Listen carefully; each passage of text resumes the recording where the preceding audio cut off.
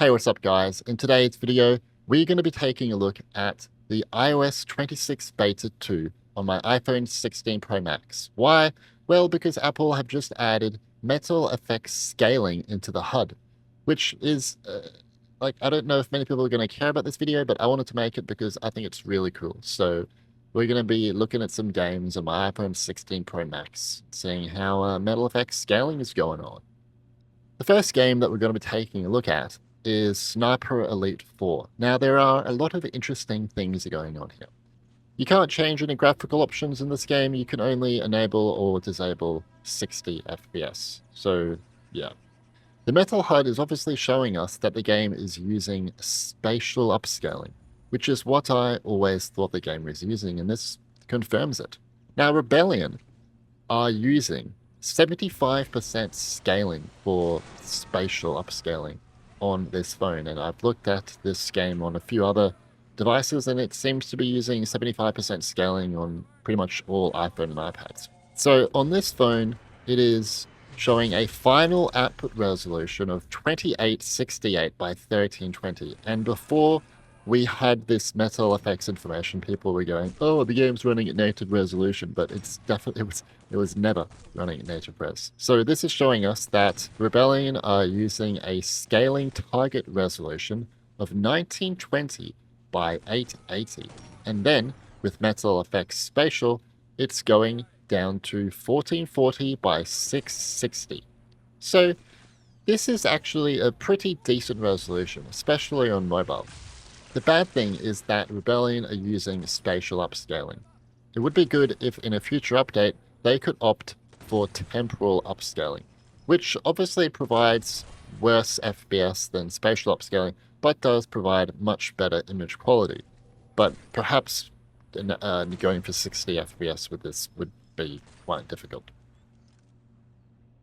Moving on, we have Resident Evil 3. Now, as with most of the RE games on iPhone and iPad, you have some in-game graphical options you can change.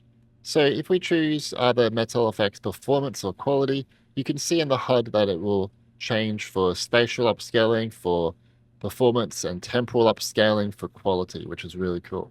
And then if we change the resolution, this will obviously show the scaling input resolution. Now, Capcom are using 50% scaling, so it is an incredibly low resolution. But I found for me, temporal upscaling in this game compared to, something like Resident Evil 4 actually looks pretty decent. Spatial upscaling, on the other hand, is not worth it. But this is here a comparison between spatial upscaling and temporal upscaling, or MetalFX performance versus quality. So obviously you're going to get a much better frame rate with spatial upscaling, but the image quality is significantly worse, so I don't think it's worth it. Next, we're going to take a look at Assassin's Creed Mirage. Now, Ubisoft are also using temporal upscaling for this game on mobile, and are using 50% scaling. So the game is running at a very, very low resolution. You can change some in-game graphical options, like low to high graphics and a different resolution scale. And changing the resolution scale will obviously adjust the scaling input resolution with MetalFX, but you can't enable or disable MetalFX. Here is a comparison between low graphics and a resolution scale of 70% and 50%, and we still have some frame pacing issues, obviously, at the lowest settings possible. But this is more a look at MetalFX than performance. We already know this game struggles on mobile. But what we can also look at now is that this game has some issues with shader compilation. If we enable shader compiler in graphics HUD settings, this will show us some information here, which is really cool. And our last game is Death Stranding. So Kojima are using temporal upscaling by default with this game. You can't change any graphical options with this game by default. You can mod it, but we'll talk about that later. So they're using temporal upscaling with 50% scaling.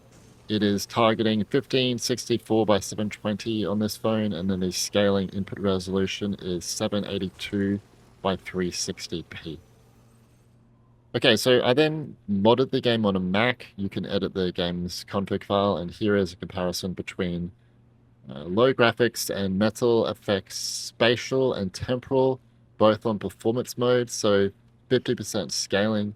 And yeah, obviously spatial upscaling gives you better FPS, but the image quality is worse, so I would still stick with temporal upscaling and also just the default 30 FPS cap because this game can't really get 60 FPS or whatever.